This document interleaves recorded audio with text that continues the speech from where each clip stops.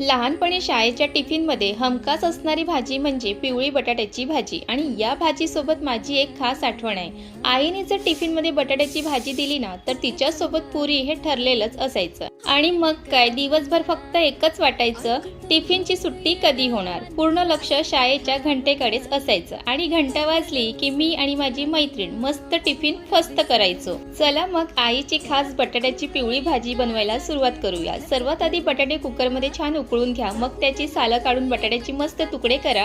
आता कढईत तेल गरम करा। तेल छान तापलं की त्यात मोहरी, कढीपत्ता आणि हिरवी मिरची घालून खमंग फोडणी द्या।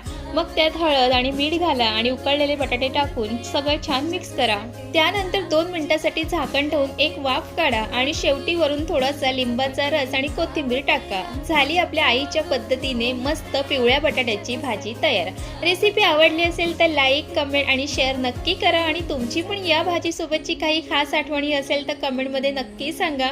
जर तुम्ही ही रेसिपी शेवटपर्यंत पाहिली असेल तर तुम्हाला कळालं असेल की मी काहीतरी सांगायला विसरले, ते काय आहे हे ओळखलं असेल तर कमेंटमध्ये नक्की सांगा आणि अशा घरगुती रेसिपीसाठी आपल्या पेजला नक्कीच फॉलो करा।